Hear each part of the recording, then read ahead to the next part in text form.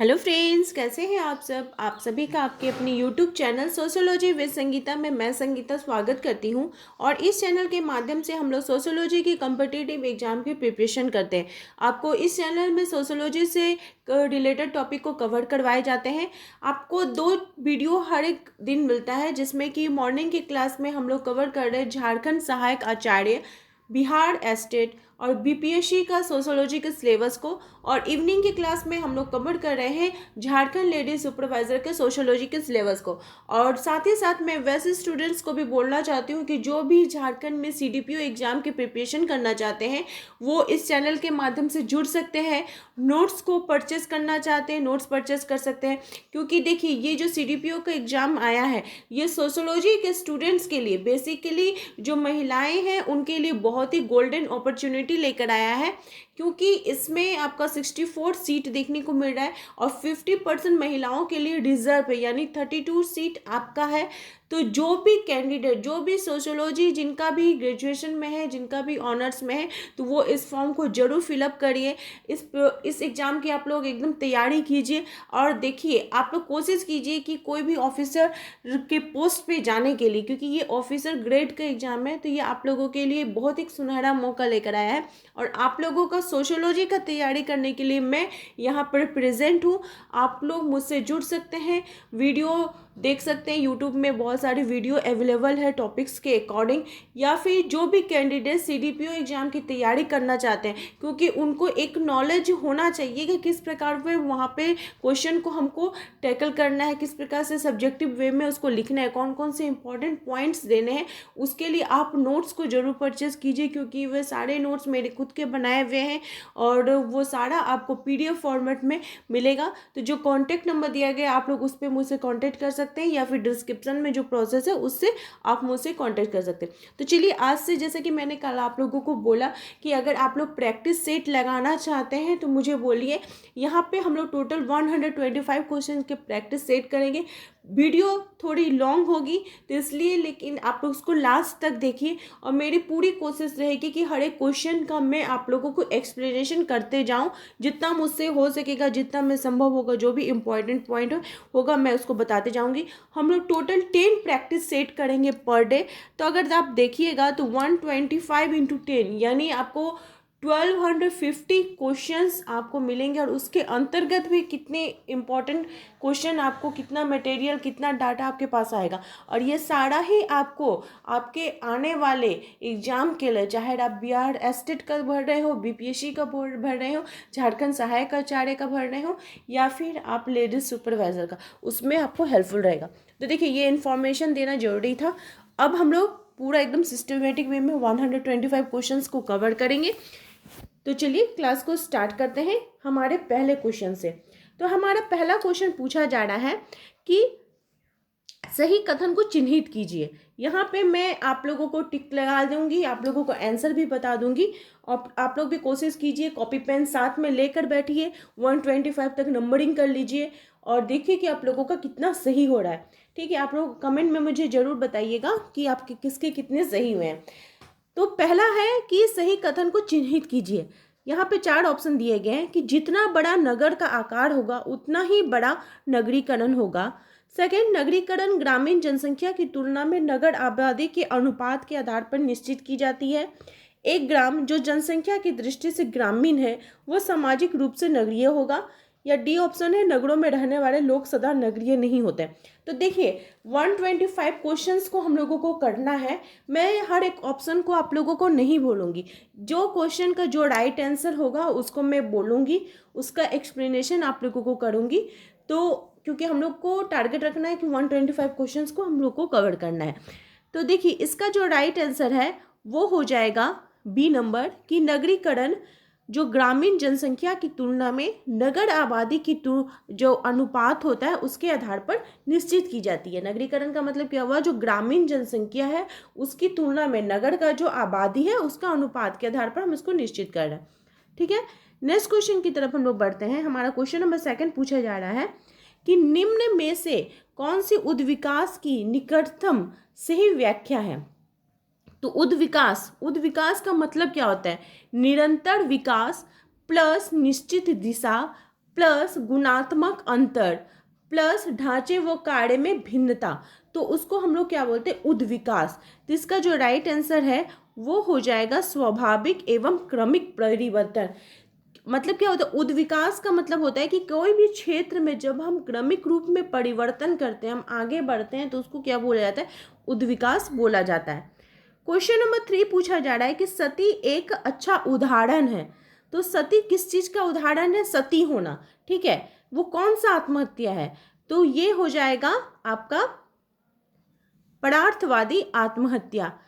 परार्थवादी आत्महत्या क्या होता है, इसमें जो व्यक्ति होता है वो समाज में अपने को बहुत ही घुला मिला महसूस करता है, अनुभव करता है, और व्यक्ति हित सामूहिक हित में विलीन हो जाता है। परार्थवादी मतलब वो दूसरे के बारे में सोचने लगता है कि अगर हम ऐसा काम करेंगे, हम अपना जीवन का बलिदान कर देंगे, तो ये दूसरे का हित होगा। इसमें देखिएगा मेनली सैनिक लोग भी आ जाते हैं, जौहर प्रथा इसके अंतर्गत आ जाएगा, सती प्रथा आ जाएगा परार्थवादी आत्महत्या के अंतर्गत।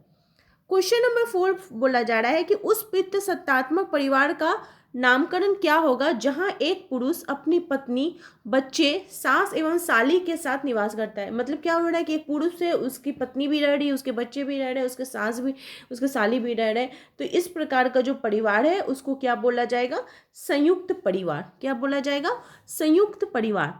एस.सी. दुबे ने अपनी पुस्तक, उनकी जो पुस्तक थी मानव और संस्कृति, तो एस.सी. दुबे की पुस्तक का नाम क्या है, मानव और संस्कृति, में उन्होंने बताया है कि यदि कई मूल परिवार एक साथ और आपस में निकट संबंध पर आधारित होते हैं, वो एक ही स्थान पर रहते हों, एक ही भोजन करते हों, एक ही आर्थिक क्रियाकलाप करते हों, तो इस प्रकार का जो परिवार का रूप होता है उसको क्या बोला जाता है, संयुक्त परिवार। और एस.सी. दुबे का पुस्तक का नाम क्या था, मानव और संस्कृति। क्वेश्चन नंबर 5 बोला जा रहा है कि निम्नांकित में से किसने भारत में जाति को इंडो आर्यन संस्कृति के ब्राह्मण संतान माना है। किसने माना है, तो देखिए जात मेनली देखिएगा कि भारत में अगर जाति प्रथा का कहीं बात आता है तो वो जी.एस. घुरिया जी का ही होगा, ठीक है। अधिकतर क्वेश्चन आपका वही होगा राइट आंसर। तो उनका मानना था कि वे जी.एस. घुरिया जी बताते हैं कि ये निष्कर्ष निकाला जा सकता है कि भारत में जाति जो है वो इंडो आर्यन संस्कृति के ब्राह्मणों का संतान माना है, ब्राह्मणों को, बच्चों को माना है, जो कि कहाँ से आए हैं, गंगा यमुना के मैदान में पले बड़े और वहाँ से अन्य भागों में उनको लाया गया है। क्वेश्चन नंबर 6 बोला जा रहा है कि यूनेस्को अध्ययन समूह के अनुसार प्रजातियों के वर्गीकरण का आधार क्या हो सकता है। तो यूनेस्को ने जब अध्ययन समूह किया था तो वो प्रजातियों के वर्गीकरण का आधार पूछ रहे हैं। तो इसका जो राइट आंसर है वो हो जाएगा शारीरिक विशेषता। क्या हो जाएगा, शारीरिक विशेषता। जो हेक्सले महोदय थे, हेडन महोदय थे, इन्होंने प्रजाति के लिए सम शारीरिक लक्षण वाले समूह या जो वंशीय जो समूह है उसके बारे में उन्होंने इसको यूज़ किया था, एथनिक ग्रुप के बारे में, ठीक है। कभी कभी क्या होता है कि हिंदी नेम जो होता है वो थोड़ा हार्ड लगता है, तो इंग्लिश नेम अगर हम लोग याद रखें तो वो हम लोग के लिए ईजी होता है।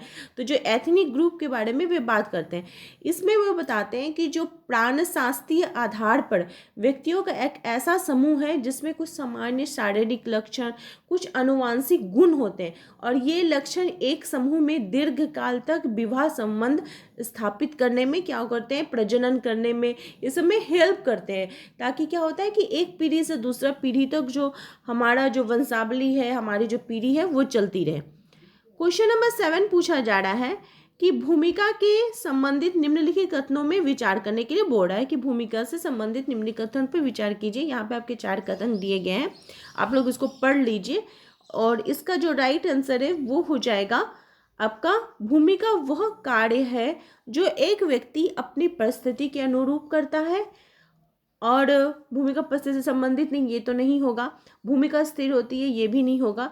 प्रकार्यात्मक आवश्यकताओं की पूर्ति होती भूमिका निर्वहन से होती है, ये इसका राइट आंसर, यानी आपका ऑप्शन नंबर डी इसका सही हो जाएगा, ठीक है।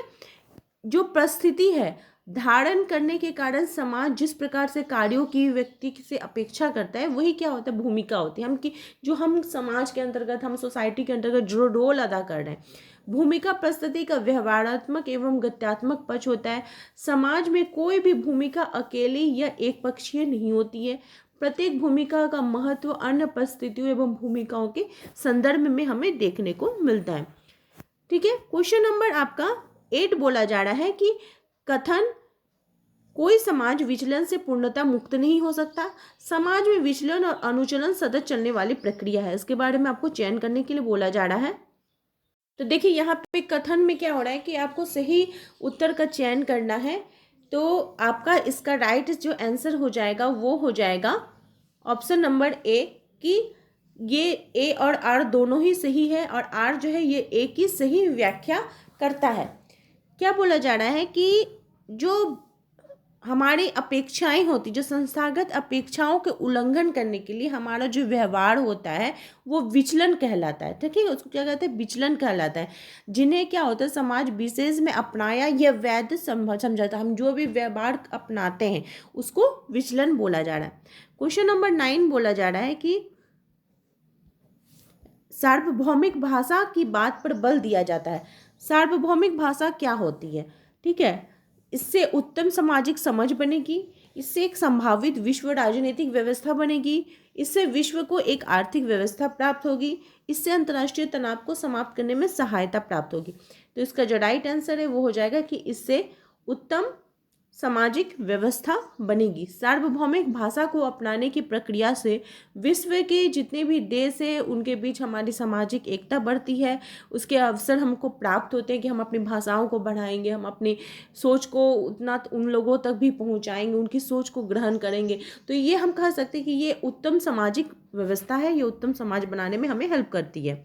क्वेश्चन नंबर 10 बोला जा रहा है कि निम्नलिखित में से कौन एक विवाह संबंधी निषेध का प्रतिनिधित्व नहीं करता है? एक विवाह, ठीक है, तो बहुपत्नी जो होगा वो एक विवाह हम उसको नहीं कह सकते, क्योंकि बहुपत्नी विवाह में क्या होता है कि ये इसमें एक व्यक्ति दो से ज़्यादा जो महिलाएं हैं उनके साथ विवाह करता है। जैसे प्राय आप देखिएगा मुस्लिम समुदाय में ऐसा होता है, जबकि जो बहिर्विवाह, अंतर्विवाह तथा निकटाभिगमन है वो विवाह संबंधी निषेध है। ठीक है, लेकिन बहुपत्नी विवाह ये निषेध नहीं है, क्योंकि ये समाज में व्याप्त हमें देखने को मिलता है। क्वेश्चन नंबर 11 पूछा जा रहा है कि यह तर्क किसने प्रस्तुत किया है कि परिवार फैक्ट्रिया है जो मानव व्यक्तियों को उत्पादित करती है? मतलब परिवार को फैक्ट्री के रूप में किसने माना है? तो इसका राइट आंसर हो जाएगा पार्सन्स महोदय। इसने परिवार को फैक्ट्रिया कहा है। क्या कहा है?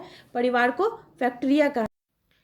क्वेश्चन नंबर 12 बोला जा रहा है कि एक व्यक्ति जो बिजली मिस्त्री का कार्य छोड़कर श्रमिक का कार्य करने लगता है वो उदाहरण है। तो कोई भी एक व्यक्ति जो बिजली मिस्त्री है वो अपना काम को छोड़कर श्रमिक का काम कर रहा है तो वो क्या होगी? क्षैतिज गतिशीलता होगी। क्योंकि क्षैतिज गतिशीलता क्या होता है कि इसमें तो उसका कोई पहले भी वो मिस्त्री था, अभी भी वो श्रमिक का ही काम कर रहा है, तो वो क्या हो जाएगा? क्षैतिज गतिशीलता के अंतर्गत आ जाएगा। क्वेश्चन नंबर 13 बोला जा रहा है कि ओक्का अथवा पृथवंशीय तथा पृथस्थानीय संयुक्त परिवार मौलिक रूप से कहाँ पाए जाते हैं? तो ओक्का जो है ये आपको मेनली देखने को मिलेगा कुर्ग जनजातियों में। क्वेश्चन नंबर 14 है कि विचलित व्यवहार के अध्ययन के लिए हवार्ड द्वारा प्रयोग किया गया दृष्टिकोण क्या कहता है? तो हवार्ड महोदय ने कौन से यूज किया था? अपना जो उनका शोध का विषय था अंतःक्रियात्मक। किसको यूज किया था उन्होंने? अंतःक्रियात्मक को। क्वेश्चन नंबर 15 बोल रहा है कि निम्नलिखित में से कौन सा कथन सामाजिक नियंत्रण के उद्देश्य से संबंधित नहीं है? तो सामाजिक नियंत्रण का उद्देश्य से संबंधित है, सामाजिक नियंत्रण के उद्देश्य से संबंधित है। तो क्या हो जाएगा? समाज में सुदृढ़ता, एकता एवं अनुरूपता स्थापित करना। ठीक है। क्वेश्चन नंबर 16 पूछा जा रहा है कि अर्ध प्राथमिक समूह की शब्दावली का प्रतिपादन किसने किया था? अर्ध प्राथमिक समूह ये जो शब्दावली है किनके द्वारा दिया गया था? चार्ल्स कूले जी के द्वारा। इनके द्वारा? चार्ल्स कूले जी के द्वारा। वो बताते हैं कि अर्ध प्राथमिक समूह वैसे सदस्यों की संख्या होती है जिसमें क्या होती है कि घनिष्ठता एवं आमने सामने के संबंधों की उनकी जो दृष्टि होती है वो प्राथमिक होती है, किंतु संरचना एवं संगठन जो होता है वो द्वितीयक समूह के जैसा होता है। उनमें तो घनिष्ठ संबंध तो होता है लेकिन उनका संरचना और संगठन कैसा हो जाएगा? द्वितीयक समूह के जैसा। इस कारण से इसको अर्ध प्राथमिक समूह बोला जाता है। क्वेश्चन नंबर 17 पूछा जा रहा है कि प्रजाति केंद्रवाद यानी एथोनोसेंट्रिज्म शब्द का सर्वसन्निविष्ट प्रयोग किनके द्वारा किया गया है। ठीक है, ऐसे ऐसे हिंदी के शब्द होते हैं ना, मतलब प्रजाति केंद्रवाद का प्रयोग किनके द्वारा किया गया है। तो प्रजाति केंद्रवाद जो है ये W.B. समनर जी के द्वारा यूज़ किया गया। किनके द्वारा? W.B. समनर जी के द्वारा यूज़ किया गया है।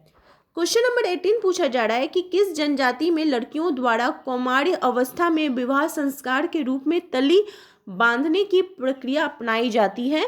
तो ये मेनली आपको देखने को मिलेगा नायर जो जनजाति है उसमें लड़कियों द्वारा कौमार्य अवस्था में विवाह संस्कार के रूप में तली बांधने की प्रणाली देखने को मिलती है। क्वेश्चन नंबर 19 बोला जा रहा है कि योग्यता एवं पुरस्कार पर आधारित सामाजिक स्तरीकरण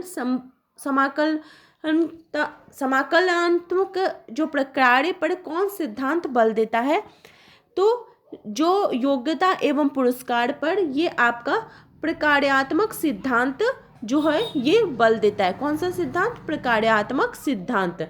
इसमें योग्यता अनुसार पुरस्कार का निर्धारण किया जाता है, ये प्रक्रियावाद में किया जाता है। क्वेश्चन नंबर 20 पूछा जा रहा है कि निम्न में से कौन सा सामाजिक भूमिका नहीं है। ठीक है, तो एक आदिवासी पुजारी द्वारा बलि देने की कृत्य, एक वकील द्वारा गवाह को तैयार करना, एक कलाकार द्वारा फिल्म में हिंसा का अभिनय करना, एक राजनेता द्वारा हिंसा का उपदेश देना। तो वो एक राजनेता है, वो समाज के अंतर्गत जाकर अगर वहाँ पे वो हिंसा की बातें करता है तो क्या ये सामाजिक भूमिका होगी? ये नहीं होगी। तो इसका राइट आंसर हो जाएगा डी नंबर। नेक्स्ट है कि स्त्री पूरम का अध्ययन किसके द्वारा किया गया था। तो स्त्री पूरम का जो अध्ययन है ये आंद्रे बेतेजी ने किया था। किसने किया था? आंद्रे बेतेजी ने किया था। क्वेश्चन नंबर 22 बोला जा रहा है कि निम्नलिखित में से कौन सा आदर के अर्थ का सूचक है। ठीक है, आदर के अर्थ का सूचक है, ये इसका कौन सा आंसर सही हो जाएगा। तो इसका राइट आंसर हो जाएगा एक ईमानदार दलाल। ठीक है, ये क्या है? दलाल भी है लेकिन वो कैसा है? ईमानदार है, तो वो उसको आदर सूचक शब्द बोला जाएगा। क्वेश्चन नंबर 23 बोला जा रहा है कि लिंग, आयु एवं जाति सभी उदाहरण हैं किसके? लिंग, आयु, जाति।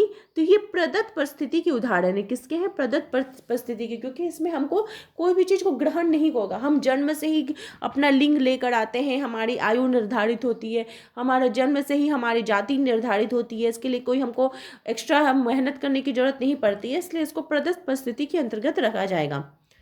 क्वेश्चन नंबर 24 बोला जा रहा है कि हिप्पी लोग उदाहरण है। तो हिप्पी लोग कैसा उदाहरण है? तो ये विपर्ययी संस्कृति के उदाहरण है। किसके? विपर्ययी संस्कृति के उदाहरण हो जाएंगे हिप्पी लोग। हिप्पी आंदोलन का जो नीम है ये ऐतिहासिक उदाहरण है प्राचीन यूनानियों का। उन्होंने प्रति संस्कृति जो काउंटर कल्चर था वो उनके अंतर्गत वो देखा जाता है। हिप्पी उपसंस्कृति मूल रूप से युवाओं का एक ऐसा आंदोलन था जो कि कब चला था? ये आपका चला था 1960 के दशक में।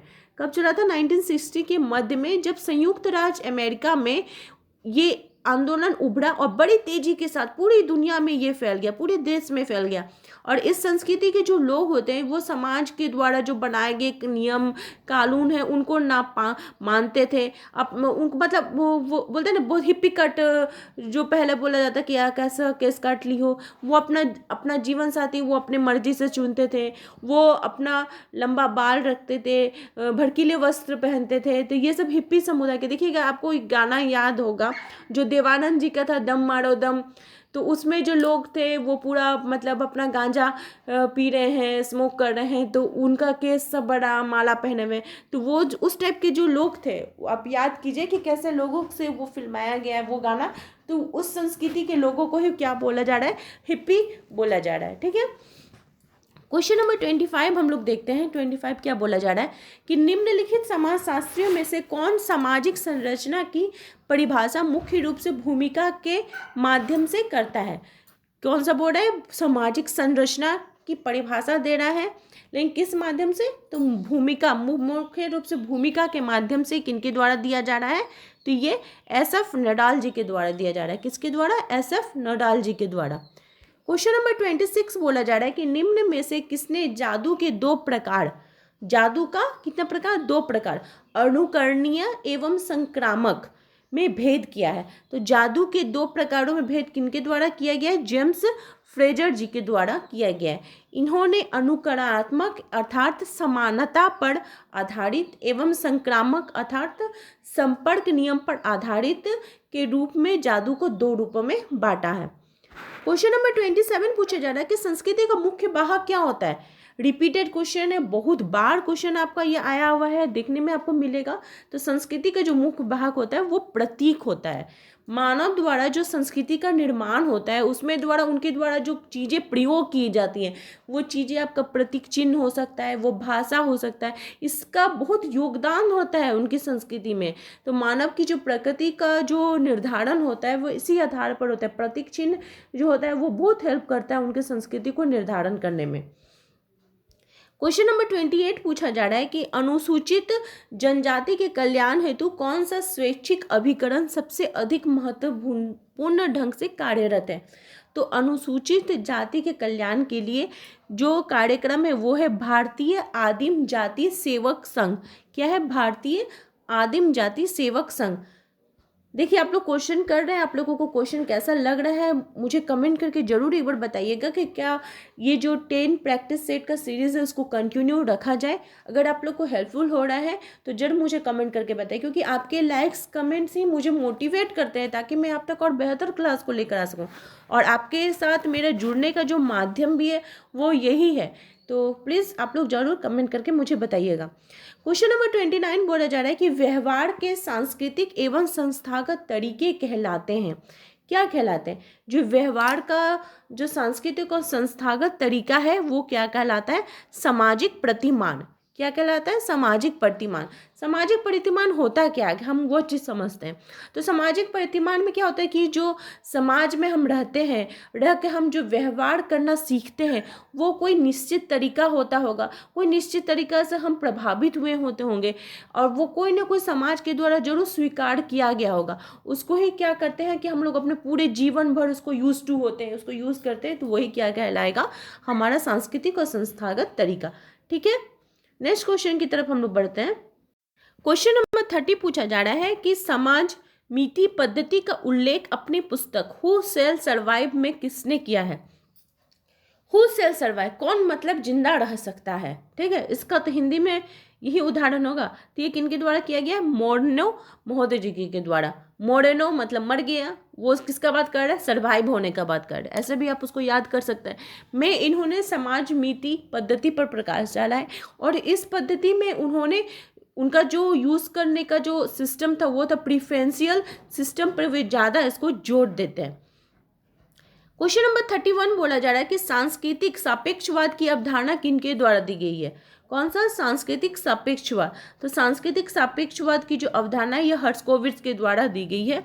सांस्कृतिक सापेक्षवाद का मतलब क्या होता है? सांस्कृतिक सापेक्षवाद जो होता है ये विभिन्न संस्कृतियों में पाया जाता है और हर्ट्ज़कोविट्ज़ ने सांस्कृतिक सापेक्षवाद का उल्लेख किया है और वे बताते हैं कि जो प्रत्येक मनुष्य के अनुभव, उसके निर्णय और उसके जो व्यवहार होते हैं वो अपनी संस्कृति के अनुरूप ही होते हैं। ठीक है, वो उसका जैसा संस्कृति है वो उसी को अपने व्यवहार में लाता है, तो उसी को ही क्या बोला जाता है? सांस्कृतिक सापेक्षवाद बोला जाता है। नेक्स्ट क्वेश्चन है कि किसने कहा है कि परिहार का व्यवहार परिवार की शांति के लिए किया जाता है? हम लोग जानते हैं 2 प्रकार के नातेदारी हमें देखने को मिल रहे हैं। ठीक है, मतलब जो संबंध होता है परिहार और परिहास। तो इसमें परिहार को क्या बोला जा रहा है कि परिवार की इसमें शांति बनी रहेगी। तो ये बात किनके द्वारा की गई है? टर्नी हाइट जी के द्वारा। टर्नी हाइट ने बताया कि परिहार जो होता है वे ये जो व्यवहार होता है, ये जो बिहेवियरिज्म होता है, ये परिवार में शांति के लिए होता है। परिवार या जो विमुखता का अर्थ होता है कि कुछ जो हमारे संबंधी होते हैं उनसे हम विमुख रहें, मतलब उनके साथ हम दूरी बना कर रहें, उनके साथ हमारा एक पर्दा प्रथा जैसा होगा। ठीक है, तो ये चीज़ हमें देखने को मिलता है। उसको बोला जैसे सास बहू के बीच में होगा, ससुर और पुत्र वधू के बीच में होगा। तो इसमें क्या होता है? सम्मान, जो ज्येष्ठ होते हैं उनकी जो छोटे भाई की जो पत्नी होती है उनके बीच परिहार मिलता है। और परिहास क्या होता है? ये तो मजाक का रिश्ता होता है, इसमें आपका जो जीजा साली के बीच हो जाएगा, इस प्रकार का हमें देखने को मिलता है। क्वेश्चन नंबर 33 बोला जा रहा है कि पड़सूत पीमी संस्कार क्या है? पड़सूत पीमी ये संस्कार क्या होता है? तो ये जो संस्कार होता है ये आपका, इससे पिता की स्थिति निर्धारित की जाती है। क्या कर जाती है? पिता की स्थिति को निर्धारित किया जाता है। पर सूतपीमी संस्कार बहुपति विवाहित समाज में पाया जाता है। इसमें एक स्त्री कई पति होने के कारण संतान के जैविक पितृत्व का निर्धारण करना कठिन होता है। तब क्या होता है, जो मेनली आपको टोडा जनजाति में देखने को मिलेगा, तो इसमें जो व्यक्ति जो संतान का मतलब अपना दायित्व लेना चाहता है वो क्या करेगा, बच्चे को धनुष और बाण भेंट करता है। तो फिर इसको क्या बोला जाता है? परसूतपीमी संस्कार बोला जाता है। मेनली इसमें पाया जाता है टोडा जनजाति में हमें देखने को मिलता है। नेक्स्ट क्वेश्चन है कि विधवा पुनर्विवाह संबंधित है। विधवा पुनर्विवाह की बात कौन करते हैं? तो कौन करते हैं? राजा राममोहन राय करते हैं। ठीक है, विलियम बेंटिक जी भी करते हैं। जो विधवा पुनर्विवाह है उसके बारे में बात, विधवा पुनर्विवाह से कौन रिलेटेड होंगे? तो इन्होंने सती प्रथा के बारे में बात की थी, विधवा पुनर्विवाह की भी बात की थी। इन्होंने जो उनकी भाभी थी उनको विधवा पुनर्विवाह करवाया था, अपनी भाभी का करवाया था। नेक्स्ट क्वेश्चन नंबर 35 है कि कार्य और उत्पादन का तार्किक संगठन ही पूंजीवादी उद्यम है। यह किनके द्वारा बोला गया है? तो ये बोला गया है मैक्स वेबर जी के द्वारा। उनके अनुसार एक व्यक्ति से अपनी आजीविका से संबंध, उसका जो कर्तव्य का अनुभव करने की जो उसकी आशा की जाती है और वो उसे करता है, तो उसके बारे में बात की। और उन्होंने ये जो अपनी बात की है कार्य का उत्पादन और तार्किक का संगठन के बारे में, ये उनकी जो पुस्तक थी, उनका पुस्तक का नाम था the Protestant ethics and spiritism of capitalism में पूंजीवाद संबंधी अपने विचारों को वे बताते हैं। क्वेश्चन नंबर 36 है, इसको पढ़िए आप लोग और इसको पढ़ने के बाद इसका सही आंसर बताइए कि क्या हो जाएगा। पहले आप लोग इसको पढ़ लीजिए कि क्या बोला जा रहा है। ठीक है, इसका जो राइट आंसर है वो हो जाएगा ऑप्शन नंबर सी, इसका राइट आंसर हो जाएगा। क्या बोला जा रहा है कि ए सही है परंतु आर गलत है। प्रतिमान एवं मूल्य समाज के निर्माण का मूल आधार होता है। केवल धार्मिक संस्थाएं प्रतिमान मूल्य सिखाती, ऐसा नहीं है। जो सिर्फ हमारे धार्मिक संस्थाएं हमें सिखाएंगे ऐसा कोई बात नहीं है। प्रतिमान और मूल्य हम समाज के अंतर्गत रहते हुए कोई भी मतलब जो किसी से भी हम सीख सकते हैं, ऐसा नहीं है कि जरूरी कि सिर्फ हम धर्म के माध्यम से ही सीखेंगे। ठीक है, नेक्स्ट क्वेश्चन की तरफ हम लोग बढ़ते हैं। क्वेश्चन नंबर 37 पूछा जा रहा है कि भारत में संविधान का राष्ट्रीय अनुसूचित जाति आयोग के लिए उपबंध कौन सा है?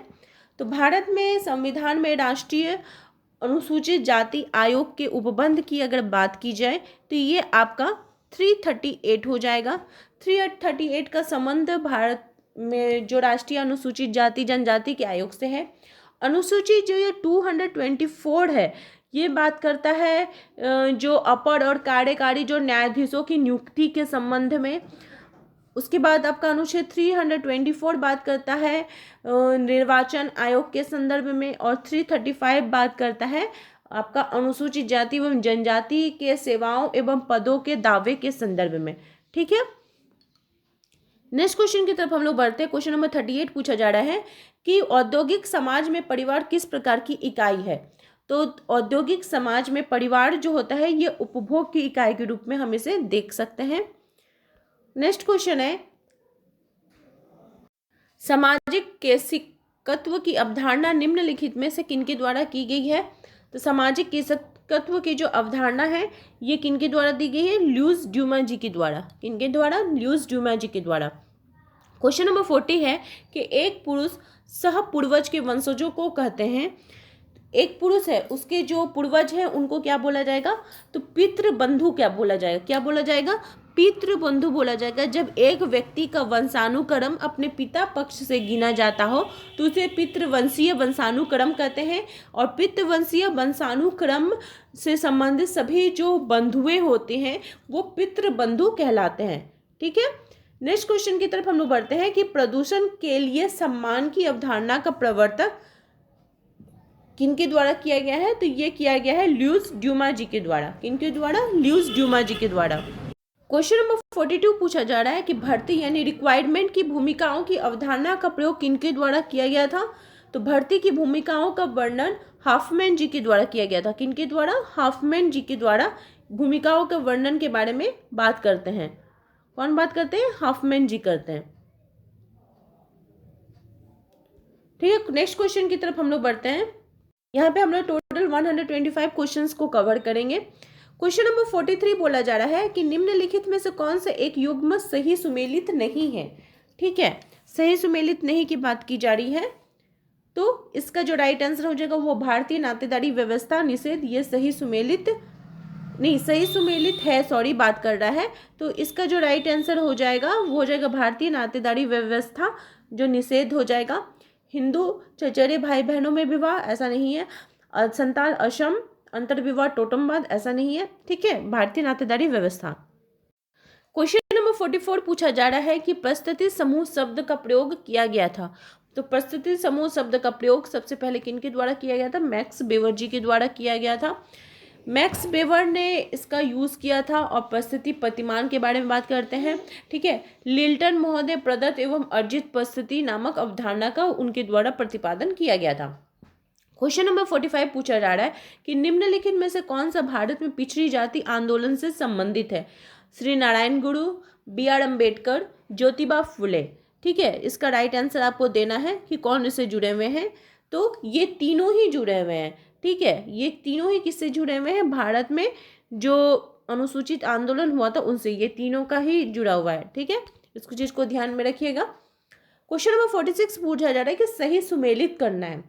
तो सही सुमेलित कौन सा हो जाएगा?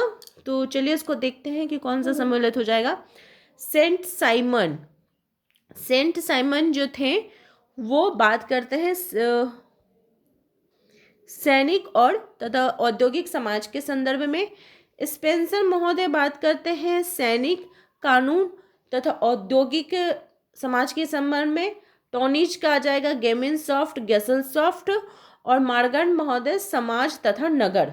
ठीक है, ये आपका राइट आंसर हो जाएगा। नेक्स्ट क्वेश्चन है कि निम्न में से कौन सा एक पंथ का उदाहरण नहीं है? तो जो देखिए, एक पंथ का उदाहरण नहीं पूछा जा रहा है, तो इसका जो राइट आंसर हो जाएगा कैल्विनवाद, ये एक पंथ का उदाहरण नहीं है। नेक्स्ट क्वेश्चन है कि निम्नलिखित में से कौन सी जाति व्यवस्था की आवश्यक विशेषता नहीं है? तो जाति जो व्यवस्था है वो बंद व्यवस्था है। क्या है? जाति व्यवस्था को हम जानते हैं कि जाति व्यवस्था एक बंद व्यवस्था है, क्योंकि इसका जो निर्धारण होता है वो जन्म पर आधारित होता है। तो हम कह सकते हैं कि इसमें गतिशीलता का अभाव पाया जाता है। ठीक है, तो विशेषता नहीं है, तो ये हो जाएगा गतिशीलता। क्वेश्चन नंबर 49 पूछा जा रहा है कि निम्नलिखित में से एक संगठन के कौन से उदाहरण है? कोई एक संगठन है, उसका उदाहरण पूछा जा रहा है। तो इसका जो राइट आंसर है वो हो जाएगा 1, 2 और 4, 1, 2 और 4। यानी एक संगठन क्या हो जाएगा? कारावास, विश्वविद्यालय और क्लब। जबकि परिवार और एक स्टेडियम में दर्शक, ये इसके उदाहरण नहीं होंगे। ये चीज़ को आपको ध्यान में रखना है। नेक्स्ट क्वेश्चन है कि किसने ये कथन दिया है कि क्रांतियाँ इतिहास की वाहक होती हैं? क्रांतियाँ क्या होती हैं? इतिहास की वाहक होती हैं। ये कथन कार्ल मार्क्स जी के द्वारा दिया गया है। क्वेश्चन नंबर 51 पूछा जा रहा है कि निम्नलिखित में से कौन सी विशेषता लघु समुदाय की नहीं है? लघु समुदाय की अवधारणा किनके द्वारा दी गई थी? रॉबर्ट रेडफील्ड जी के द्वारा दी गई थी। रॉबर्ट रेडफील्ड ने इसकी विशेषताएं बताई हैं कि इसमें लघुता पाया जाएगा, विशिष्टता पाया जाएगा, समरूपता पाया जाएगा और आत्मनिर्भरता पाया जाएगा। तो इसका मतलब इसके समुदाय की जो विशेषता नहीं है वो हो जाएगा अवस्थिति। क्वेश्चन नंबर 52 पूछा जा रहा है कि उस ग्रामीण क्षेत्र को जो नगर द्वारा घिरा रहता है क्या कहा जाता है? ग्रामीण क्षेत्र है लेकिन वो क्या हो रहा है? नगर के द्वारा घिरा हुआ है, तो उसको क्या बोला जाएगा? गंदी बस्तियां बोला जाएगा। क्या बोला जाएगा? गंदी बस्तियां। नगरीय बस्ती के केंद्रीय सिद्धांत के अनुसार नगर जैसे जैसे बढ़ता है वैसे वैसे मध्य क्षेत्र के पास का जो निवास क्षेत्र है वो नगर के बाहरी हिस्सों की ओर ढकेल दिया जाता है, और ऐसा जो क्षेत्र था वो धीरे धीरे गंदी बस्तियों में बदलता जाता है। ठीक है, जो स्लम जिसको बात करा जा रहा है। ठीक है, क्वेश्चन नंबर 53 पूछा जा रहा है कि निम्नलिखित में से कौन सा एक उपबंध भारत के संविधान में केवल जनजातियों से संबंधित है? किससे? जनजातियों से संबंधित बात की जा रही है। तो इसका जो राइट आंसर है वो हो जाएगा अनुसूचित क्षेत्र की घोषणा। क्या हो जाएगा? ये भारत के संविधान में केवल जनजातियों से संबंधित है। क्वेश्चन नंबर 54 है कि एक क्षेत्र है, कैसा एक क्षेत्र, किसको हम क्षेत्र बोलेंगे, जो होगा प्राकृतिक क्षेत्र जिसमें एक जैसी परिस्थितियां विशेषताएं विद्यमान हो। क्वेश्चन नंबर 55 पूछा जा रहा है, क्वेश्चन नंबर 55 पूछा जा रहा है कि निम्नलिखित में से किसने संरचना को जाल क्रमों तथा भूमिका प्रतिमान संबंधों के रूप में परिभाषित किया है। तो इसका जो राइट आंसर है वो हो जाएगा नोडेल महोदय। नोडेल महोदय ने जो संरचना है उसको जाल क्रम तथा भूमिका प्रतिमान संबंधों के रूप में बात की है। क्वेश्चन नंबर 56 पूछा जा रहा है कि सांस्कृतिक सापेक्षवाद का अर्थ क्या है। तो सांस्कृतिक सापेक्षवाद का अर्थ हो गया व्यक्ति का सामाजिक संस्थाओं के प्रति दृष्टिकोण उसके सांस्कृतिक संदर्भ से रंजित होता है। ठीक है। क्वेश्चन नंबर 57 पूछा जा रहा है कि सूची 1 एवं सूची 2 को मिलाइए तथा नीचे दिए हुए कूट संकेतों का प्रयोग करते हुए सही उत्तर का चयन कीजिए। तो सूची 1 और सूची 2 का मिलान करने के लिए बोला जा रहा है। तो जो राइट है मैं उसको बताते चल रही हूँ, आप लोग भी उसको मिलान कर लीजिएगा। मैक्स मूलर, सबसे पहले देखिए जो चीज़ आपको पहला आता है उसको भी टिक लगा सकते हैं। तो जैसे मेरे दिमाग में सबसे पहले जो आ रहा है बात वो आ रहा है इमानुएल दुर्कheim जी का टोटमवाद का। ठीक है, तो इमानुएल दुर्कheim जी का हो गया टोटमवाद, फिर ईवी टाइलर का हो जाएगा जीववाद। ठीक है, फिर मैक्स मूलर प्रकृति देववाद, और तो जड़वाद कौन हो जाएंगे, जो अगस्त कॉम्टे जी हो गए। आप ऐसा भी मिलान कर सकते हैं, जो आपको पहले इजी लगेगा आप उसको मिलान कर लीजिए। नेक्स्ट क्वेश्चन है कि दर्पणित व्यक्तित्व एक समाजीकरण प्रक्रिया है जिसका मूलभूत अर्थ क्या होता है। ठीक है, तो ये जो दर्पणित व्यक्तित्व है ये क्या हो जाएगा, हमारे लिए अन्य लोगों के द्वारा सोचे जाने का आत्म प्रत्यक्षपन। दर्पणित व्यक्तित्व यानी जो मिरर जो आईने वाला जो बात किया जाता है। ठीक है, आत्मदर्पण दर्शन का सिद्धांत जो होता है ये किनके द्वारा दिया गया है, कूले जी के द्वारा। उन्होंने अपनी पुस्तक human nature and social order में आत्मदर्पण दर्शन का सिद्धांत प्रस्तुत किया था, जिसको दर्पणित व्यक्तित्व भी बोला है। मतलब क्वेश्चन है उसको थोड़ा घुमा के दे दिया है, तो ये चीज़ को आपको पकड़ना पड़ेगा। क्वेश्चन नंबर 59 पूछा जा रहा है कि G.H. मीड यानी जॉर्ज हर्बर्ट मीड ने समाजशास्त्र को क्या कहा है। तो उन्होंने समाजशास्त्र को क्या कहा है, सोशल साइकोलॉजी। क्या कहा है, सोशल साइकोलॉजी। क्वेश्चन नंबर 60 पूछा जा रहा है कि डीपी मुखर्जी के लिए निम्न में से क्या सही है। तो डीपी मुखर्जी ने क्या बताया है कि यह सर्वेक्षण से नहीं जुड़े हुए होते हैं। ये डीपी मुखर्जी जो है ये सर्वेक्षण से जुड़े हुए नहीं है। सर्वहाराकरण का क्या अर्थ होता है। सर्वहाराकरण का अर्थ हुआ कि जो वेतन श्रमिकों की बढ़ती संख्या, क्या हो जाएगा, वेतन श्रमिकों की बढ़ती संख्या को हम लोग क्या बोलते हैं, सर्वहाराकरण बोलते हैं। क्या बोलते हैं, सर्वहाराकरण बोलते हैं। इसमें क्या होता है कि मार्क्स जी के अनुसार जब सामाजिक वर्गों की रचना की गई अर्थव्यवस्था के उत्पादन के संदर्भ में, तो जिन व्यक्तियों को उत्पादन के साधनों पर स्वामित्व होता था और नियंत्रण होता था, वो उत्पाद को खरीदने और बेचने की हैसियत रखते थे, वे एक वर्ग का निर्माण करते हैं। इसके विपरीत ऐसे व्यक्ति जो केवल अपने श्रम पर निर्भर होते हैं, और एक ऐसा व्यक्ति होता है जो निर्माण पर आधारित होता है। ठीक है, तो एक तो हो गया बुजुर्गा वर्ग की बात कर रहे हैं, और एक बात कर रहे हुए सर्वहारा वर्ग की बात कर रहे हैं। नेक्स्ट है कि अंकल शब्द है एक, तो क्या है, तो अंकल जो ये शब्द है इसको हम बोल सकते हैं ये वर्गात्मक संख्या है। क्या है, वर्गात्मक संज्ञा है। ठीक है, नेक्स्ट क्वेश्चन की तरफ हम लोग बढ़ते हैं। क्वेश्चन नंबर 63 पूछा जा रहा है कि सामाजिक अनुसंधान के चरणों का सही क्रम क्या है। सामाजिक अनुसंधान के चरण का सही क्रम की अगर बात की जाए तो वो हो जाएगा विषय निर्धारण। क्या हो जाएगा, विषय निर्धारण, प्राकल्पना निर्माण तथा तथ्य विश्लेषण, तथ्य संकलन, तथ्य विश्लेषण, ये इसका सही क्रम हो जाएगा। नेक्स्ट क्वेश्चन में क्वेश्चन नंबर 64 पूछा जा रहा है कि एक हिंदू परिवर्तित नहीं कर सकता, वो है हिंदू जो है वो क्या कर सकता है, अपना जो घर है उसको चेंज कर सकता है, वो अपना धर्म को भी चेंज कर सकता है, लेकिन वो जो हिंदू होते हैं वे अपनी जाति को कभी नहीं परिवर्तन कर सकते हैं। क्वेश्चन नंबर 65 पूछा जा रहा है कि लैम्प्स का मतलब क्या होता है। तो लैम्स का मतलब होता है लार्ज एरिया मल्टीपर्पज सोसाइटी। क्या हो जाएगा? लार्ज एरिया मल्टीपर्पज सोसाइटी, जो कि जनजातीय, कृषक और आदिवासी उपभोक्ताओं के बीच एक मध्यस्थ एजेंसी मानी जाती है। लैम्स जो होता है वो पारंपरिक साहूकार या साहूकारिता की भूमिका, मुख्य भूमिका वो अदा करता है। साहूकार हमेशा से आदिवासियों का शोषण करने वाले माने जाते हैं, इसलिए साहूकार को हटाने के लिए लैम्स बनाया जाता है। ठीक है, इसको याद रखिएगा। क्वेश्चन नंबर 66 है कि मुसलमानों में सरिया होता है। तो मुसलमानों में सरिया क्या होता है? ये होता है आपका विवाह, परिवार और विरासत के संबंध में एक नियम होता है। ठीक है, क्या होता है? ये एक नियम होता है सरिया। क्वेश्चन नंबर 67 है कि विश्व राज्य की कल्पना किनके द्वारा की गई है? तो विश्व राज्य की कल्पना जो है ये अरविंद जी के द्वारा की गई है। अरविंद ने एक ऐसे विश्व राज्य की कल्पना की है जो स्वतंत्र राष्ट्र का संघ होगा, जिसमें दासता और असमानता का कोई नामो निशान नहीं होगा। सबका जो जीवन यापन होगा वो समान अवसर सुलभ होंगे और सभी को बराबरी के साथ समान अवसर प्राप्त होंगे और वो आर्थिक और राजनीतिक न्याय के साथ सुलभ होंगे। क्वेश्चन नंबर 68 पूछा जा रहा है, आपको मिलान करने के लिए बोला जा रहा है कि सही कोड के साथ इसका मिलान करिए। तो यहाँ पे मैं सही कोड जो है उसका मतलब किसने कौन सी बुक लिखी है उसके बारे में बात करती हूँ। तो चलिए देखते हैं। ल्यूस ड्यूमा जो है वो होमो हायरार्की की बात करते हैं। Yogendra Singh modernization of Indian traditions की बात करते हैं। के एम पानिकर जो है Hindu society at the cross road की बात करते हैं। और Daniel Thorner the passing away of traditional society की बात करते हैं।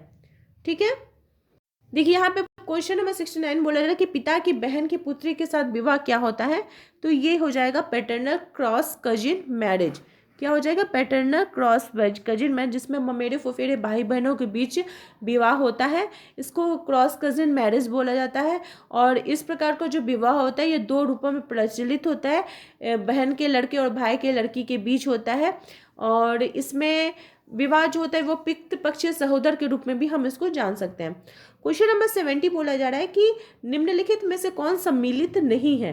तो इसका राइट आंसर जो हो जाएगा वो हो जाएगा एक पार्क में टहलने वाले वृद्ध व्यक्ति। श्रमिक संघ तो हो गया, ठीक है। बोट क्लब भी एक हो जाएगा, ये भी संघ मतलब वो भी एक क्लब जैसा है। बोट क्लब भी क्लब हो गया।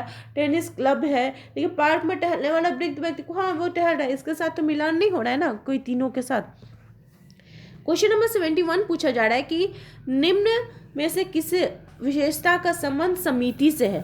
ठीक है, तो समिति के साथ इसका विशेषता की बात की जा रही है, तो इसका राइट आंसर हो जाएगा विशिष्ट उद्देश्य। समिति को मनुष्यों के विचार पूर्वक बनाए रखने के लिए एक संगठन के रूप में इसको हम परिभाषित कर सकते हैं। क्वेश्चन नंबर 72 पूछा जा रहा है कि ग्राम्य नगर अवधारणा का प्रतिपादन किनके द्वारा किया गया है? तो ये किनके द्वारा किया गया है? गाल्विन जी के द्वारा। ग्राम्य एवं नगरीय समुदाय के पारस्परिक अंतःक्रियाओं द्वारा जनित एक पुनर्मेल की मध्यवर्ती प्रक्रिया को ग्राम्य नगरीयकरण कहा जाता है। किनके द्वारा? गाल्विन जी के द्वारा। क्वेश्चन नंबर 73 बोला जा रहा है कि अनुवादी परिवार की अवधारणा किनके द्वारा दी गई है? तो जिम्मरमैन जी के द्वारा। जिम्मरमैन ने परिवार के 3 प्रकारों का वर्णन किया था: न्यासधारी परिवार, गृहस्थ परिवार और आणविक या नाभिक परिवार। जिम्मरमैन ने परिवार के कितने प्रकार बताए? तो 3 प्रकार बताए। ठीक है। क्वेश्चन नंबर 74 पूछा जा रहा है कि अपराध शास्त्र का कौन सा संप्रदाय मानता है कि अपराध जन्मजात होता है? तो ये कौन सा हो जाएगा? प्रारूपवादी जो संप्रदाय के लोग होंगे वो बोला जाएगा कि अपराध जो होता है जन्मजात होता है। और लोम्ब्रोसो अपराध के संदर्भ में ये मेनली इसकी बात की जाती है। क्वेश्चन नंबर 75 पूछा जा रहा है, यहाँ पे आपको मिलान करने के लिए बोला जा रहा है, तो मैं थोड़ा आपको टाइम दे रही हूँ, आप लोग उसको पढ़ लीजिए। पढ़ने के बाद इसको समझिए कि कौन सा सही होगा। हिंदू विवाह एक संस्कार से अधिक संविधा समझा जाता है। भारतीय समाज में पश्चिमी विचारधारा का व्यापक प्रभाव। तो हमको पहले जानना होगा कि क्या है हिंदू विवाह एक संविधा। ए और दोनों सही है, आर जो है ए की सही व्याख्या करता है। ए आर दोनों सही है, आर ए की सही व्याख्या नहीं करता है। या फिर ए सत्य है आर गलत, ए गलत है आर सही। तो इसका जो राइट आंसर है वो हो जाएगा ए और आर दोनों सही है और आर ए की सही व्याख्या करता है। क्वेश्चन नंबर 76 पूछा जा रहा है कि निम्नलिखित में से किसने भारत में जनजातियों के विकास के लिए राष्ट्रीय उद्यान का सुझाव दिया था। तो ये जो दिया गया था वेरियर एल्विन जी के द्वारा किया गया था। वेरियर एल्विन जी के द्वारा उन्होंने राष्ट्रीय उद्यान नेशनल पार्क का सुझाव दिया था। वो प्रसिद्ध क्या थे, मानव शास्त्री थे। जनजातियों के विकास के लिए मेनली ये सुझाव दिया गया था राष्ट्रीय उद्यान का, वेरियर एल्विन। उसको पैसे याद कर सकते हैं कि जो राष्ट्रीय उद्यान है उसके चारों तरफ वेरियर लगाया गया, ठीक है, वेरियर लगाया गया। नेक्स्ट क्वेश्चन है क्वेश्चन नंबर 77, महात्मा गांधी ने हरिजन शब्द का प्रयोग सर्वप्रथम किस वर्ष किया था। तो महात्मा गांधी ने हरिजन शब्द का प्रयोग सर्वप्रथम किया था 1933 में, ठीक है। हरिजन शब्द का प्रयोग किनके द्वारा किया गया है, महात्मा गांधी जी के द्वारा किया गया है।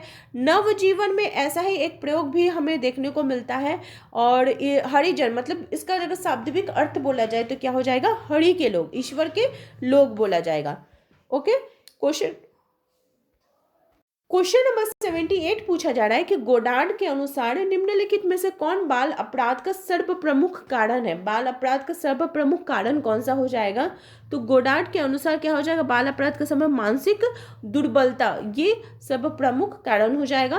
क्वेश्चन नंबर 79 है the position of women in Hindu civilization, ये किनके द्वारा दिया गया है। तो ये AS अल टेकर जी के द्वारा दिया गया है। क्वेश्चन नंबर 80 है कि आश्रिता सिद्धांत, डिपेंडेंसी थ्योरी जो है ये किससे संबंधित है। तो ये आपका संबंधित है गरीब देशों का विकसित देशों पर आश्रिता से। क्या, गरीब देशों का विकसित देशों पर आश्रिता से। क्वेश्चन नंबर 81 पूछा जा रहा है कि लिव इन रिलेशनशिप एक नवीनतम प्रघटना है जो निम्न में से किस समाज में पाई जाती है। तो ये मेनली आपको देखने को मिलेगा विश्व जो नगर होते, बड़े बड़े नगर होते, उनमें देखने को मिलेगा। क्वेश्चन नंबर 82 है कि एक गतिशील समाज का सर्वाधिक विशिष्ट लक्षण क्या होता है। एक गतिशील समाज है उसका सर्वाधिक विशिष्ट लक्षण हो जाएगा परिस्थिति में परिवर्तन का अवसर। क्वेश्चन नंबर 83 पूछा जा रहा है कि निम्नलिखित में से किसने ऑस्ट्रेलिया के अरुंटा जनजाति का अध्ययन किया था। तो किनके द्वारा किया गया था, अरुंटा जनजाति का अध्ययन इमाइल दुर्कहाइम जी के द्वारा किया गया था। क्वेश्चन नंबर 84 है कि आकस्मिक एवं दीर्घकालिक अपराधी को किसने दो भागों में विभाजित किया है। तो ये विभाजित किया गया है अलेक्जेंडर एवं स्टॉप जी के द्वारा। इन्होंने अपराध जो अपराधी होते हैं इसको दो भागों में विभाजित किया है। क्वेश्चन नंबर 85 पूछा जा रहा है कि प्रतिस्पर्धा की शांतिपूर्ण संघर्ष के रूप में किसने वर्णित किया। ये कल के ही क्वेश्चन में मैंने आपको बताया था, कथन जो हम लोग परिभाषा कर रहे थे उसमें। तो इसका जो राइट आंसर है वो हो जाएगा कोजर महोदय। किनके द्वारा बताया गया है, कोजर महोदय जी के द्वारा बताया गया है। क्वेश्चन नंबर 86 पूछा रहा है कि परंपरात्मक हिंदू समाज में विवाह के उद्देश्यों का सही क्रम क्या है।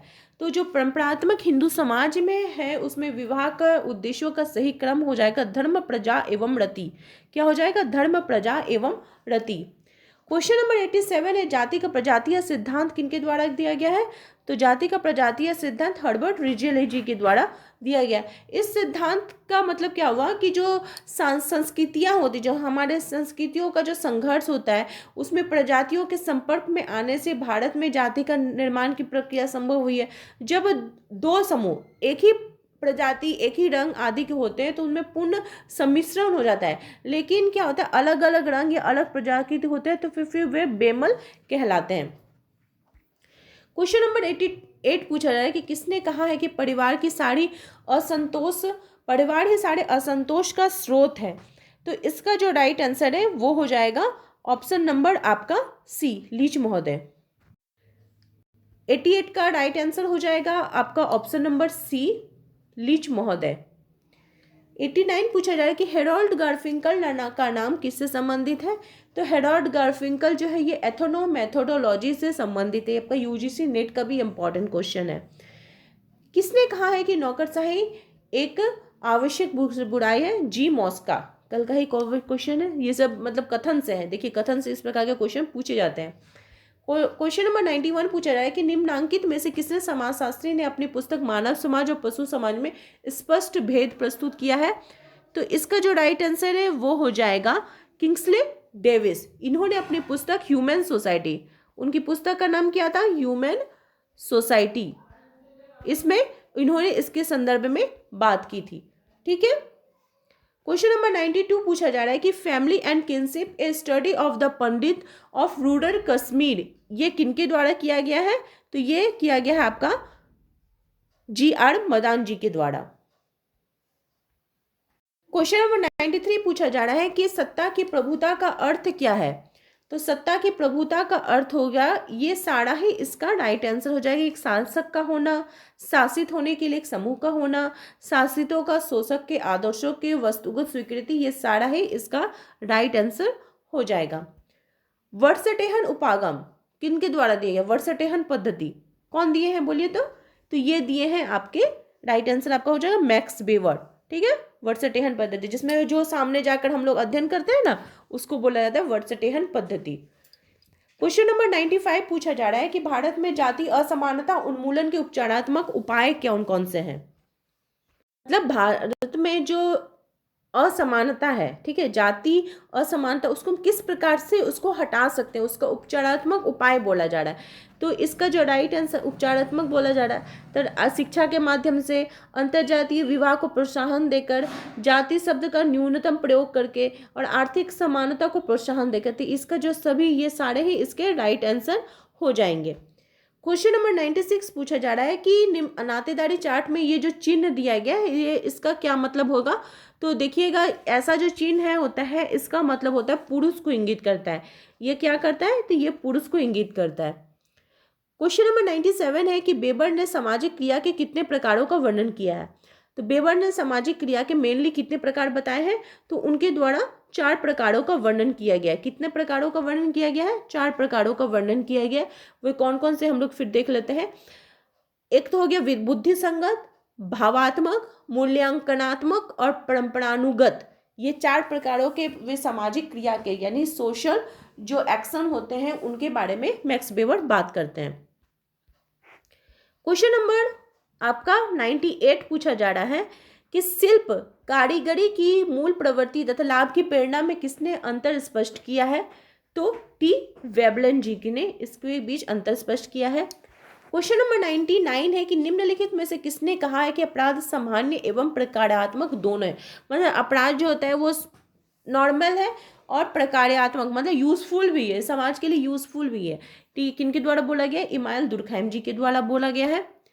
क्वेश्चन नंबर 100 जो है ये सुमेलित करने के लिए बोला गया, तो इसका जो राइट होगा मैं आप लोगों को बता देती हूँ, आप लोग भी इसका मिलान कीजिए।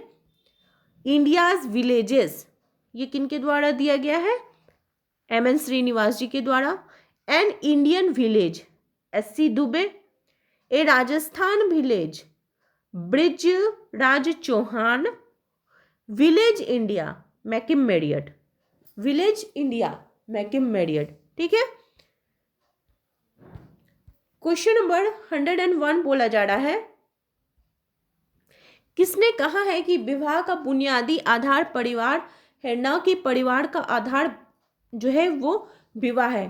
तो ये जो कथन है ये दिया गया है E वेस्टर मार्क जी के द्वारा। क्वेश्चन नंबर 102 पूछा जा रहा है कि शिक्षक, पिता, भाई इत्यादि प्रतिनिधित्व करते हैं, किसका प्रतिनिधित्व करते हैं ये सारे? तो 102 का जो राइट आंसर हो जाएगा ये परिस्थिति का प्रतीक है। ठीक है, परिस्थिति प्रतीक का प्रतिनिधित्व करते हैं। क्वेश्चन नंबर 103, यह विश्वास कि कुछ अच्छा एवं वांछनीय है वो क्या कहलाता है? उसको हम लोग मूल्य कहते हैं। जाति एवं वर्ग दोनों ही हैं, जाति एवं वर्ग दोनों को हम लोग क्या कहते हैं? तो इसको हम लोग क्या कहते हैं? परिस्थिति समूह कहते हैं। क्या कहते हैं? परिस्थिति समूह कहते हैं। क्वेश्चन नंबर 105 पूछा जा रहा है कि यह तर्क किसने प्रस्तुत किया है कि संरचना एवं असंगति अंतर्निष्ठ रूप से विरोधात्मक नहीं है? ये आपका दिया गया है, इसका जो राइट आंसर है वो हो जाएगा मर्टन जी के द्वारा। किनके द्वारा? रॉबर्ट किंग मर्टन जी के द्वारा। क्वेश्चन नंबर 106 पूछा जा रहा है कि उत्तर आधुनिक समाज का अत्यधिक बहुलवादी तथा विविध है, यह कथन किनके द्वारा दिया गया है? तो ये कथन दिया गया एंथनी गिडिंग्स जी के द्वारा कि जो उत्तर आधुनिक समाज है वो बहुलवादी और विविध होता है। ठीक है। क्वेश्चन नंबर 107 पूछा जा रहा है कि अंतःक्रिया अनुष्ठान में किसका संबंध है? तो अंतःक्रिया अनुष्ठान से आपका संबंध है इरविंग गॉफमैन का, किनका? इरविंग गॉफमैन का। इन्होंने अपनी पुस्तक the presentation of self in everyday in life में, इसमें इन्होंने इसके संदर्भ में बात की थी कि हम अपना आप को कैसे प्रेजेंट कर रहे हैं। क्वेश्चन नंबर 108 पूछा जा रहा है कि संविधान के किस अनुच्छेद में किसी जनजाति को अनुसूचित जनजाति के रूप में मान्यता प्रदान करने का प्रावधान है? तो ये आपका जो अनुच्छेद है 342, इसमें इसके संदर्भ में बात की गई है। ठीक है, संविधान का अनुच्छेद 342 कोई भी जो जनजाति है उसको अनुसूचित जनजाति के रूप में मान्यता प्रदान करने के बाद की गई है। क्वेश्चन नंबर 109 पूछा जा रहा है कि एससी दुबे का मानना था कि भारतीय गांव कैसा होता है? तो वो होता है एक स्वतः पूर्ण गणराज्य, छोटा गणराज्य। कैसा होता है? एक स्वतः पूर्ण छोटा गणराज्य होता है। द न्यूअर कृति किसकी है? दी न्यूअर कृति जो है ये किसकी हो जाएगी? इसका जो राइट आंसर हो जाएगा ई पृथ्वीराज जी की कृति है। क्या? The nude. क्वेश्चन नंबर 111 पूछा जा रहा है कि सामाजिक दूरी का पैमाना किनके द्वारा दिया गया है? तो बोगार्ट्स जी के द्वारा। किनके द्वारा? बोगार्ट्स जी के द्वारा सामाजिक दूरी का पैमाना। वर्सटेहन किसका उल्लेख करता है? तो ये सामाजिक घटना का व्याख्यात्मक समझ की बात करता है वर्सटेहन। क्वेश्चन नंबर 113 पूछा जा रहा है, क्वेश्चन नंबर 113 कि निम्नलिखित में से कौन सी एक प्रतिलोम विवाह है? तो प्रतिलोम जो विवाह होता है इसमें क्या होता है कि निम्न जाति वर्ग वर्ण का लड़का एक उच्च जाति वर्ग वर्ण की एक लड़की से जब विवाह करता है तो उसको क्या बोला जाता है? प्रतिलोम विवाह बोला जाता है। क्वेश्चन नंबर 114 बोला जा रहा है कि निम्नलिखित में से कौन सी एक सामाजिक संस्था है? तो विवाह क्या हो जाएगा? विवाह एक सामाजिक संस्था है, जबकि राष्ट्र, पड़ोस एवं गांव जो है ये एक सब क्या है? एक समुदाय है। तो इसका राइट आंसर क्या हो जाएगा? विवाह। क्वेश्चन नंबर 115 बोला जा रहा है कि टॉनिज ने ग्रामीण समुदाय के लिए किस शब्द का प्रयोग किया था? तो समुदाय के लिए टॉनिज जो यूज किया था वो जेमिन सॉफ्ट था। क्या था? जेमिन सॉफ्ट। क्वेश्चन नंबर 116 कि नाभिकीय परिवार में सम्मिलित होते हैं पति पत्नी एवं उसके सम्मिलित होते हैं नाभिकीय परिवार में? अविवाहित बच्चे। क्वेश्चन नंबर 117 बोला जा रहा है कि समाजशास्त्र के क्षेत्र में नियमहीनता की अवधारणा का निम्नलिखित में से विद्वानों ने किस युग से प्रयोग किया था? तो इसका जो राइट आंसर है वो हो जाएगा दुर्खिम एवं मर्टन। क्वेश्चन नंबर 118 पूछा जा रहा है कि सामाजिक संरचना का प्रकारवादी दृष्टिकोण सबसे पहले किसने अभिव्यक्त किया था? तो सामाजिक संरचना का प्रकारवादी जो दृष्टिकोण है ये सबसे पहले व्यक्त किया गया था स्पेंसर महोदय जी के द्वारा। क्वेश्चन नंबर 119 पूछा जा रहा है कि जीएस घुरिया के द्वारा दी गई विशेषताओं में से कौन सी विशेषता विशेष विशेषता नहीं है? तो इसका राइट आंसर हो जाएगा अंतरजातीय विवाह। क्वेश्चन नंबर 120 पूछा जा रहा है कि निम्नलिखित में से कौन सा कथन सत्य है? तो सत्य की बात की जा रही है, जो समुदाय होता है वो मूर्त होता है जबकि समाज जो होता है वो अमूर्त होता है। ये जो कथन है ये सही है। क्वेश्चन नंबर 121 पूछा जा रहा है कि प्राथमिक समूहों को मानव प्रकृति की पोषिका किसने बताया? कि प्राथमिक समूह जो है वो मानव प्रकृति की पोषिका है। ये आपके बताया गया है CH कूले जी के द्वारा। घरेलू हिंसा अधिनियम कब पारित किया गया था? तो ये पारित किया गया था 2005 में। क्वेश्चन नंबर 123 पूछा जा रहा है कि प्रौद्योगिकीय निर्धारणवाद के कौन संबंधित हैं? तो इसका राइट आंसर हो जाएगा T. वेबलन। क्वेश्चन नंबर 124 पूछा जा रहा है structure and function in primitive society, इसके लेखक कौन है? तो इसके लेखक हो जाएंगे आपका रॉबर्ट रेडफील्ड, इसके रेडक्लिफ ब्राउन हो जाएंगे। इसके कौन हो जाएंगे? रेडक्लिफ ब्राउन हो जाएंगे इसके, AR रेडक्लिफ ब्राउन। आज का हमारा लास्ट क्वेश्चन है कि निम्नलिखित में से कौन सा सामाजिक संरचना का तत्व नहीं है? तो सामाजिक संरचना के तत्व होते हैं भूमिका एवं परिस्थिति, संस्थाएं, समूह एवं उपसमूह, और इसका तत्व नहीं है तो ये हो जाएगा उपसंस्कृति। तो आई होप आप लोगों को आज की क्लास हेल्पफुल लगी होगी। इसी प्रकार से हम लोग और 9 प्रैक्टिस सेट को कवर करेंगे, तो मेरे चैनल के साथ बने रहिए। आपको सभी का मेरे चैनल में बने रहने के लिए बहुत बहुत धन्यवाद।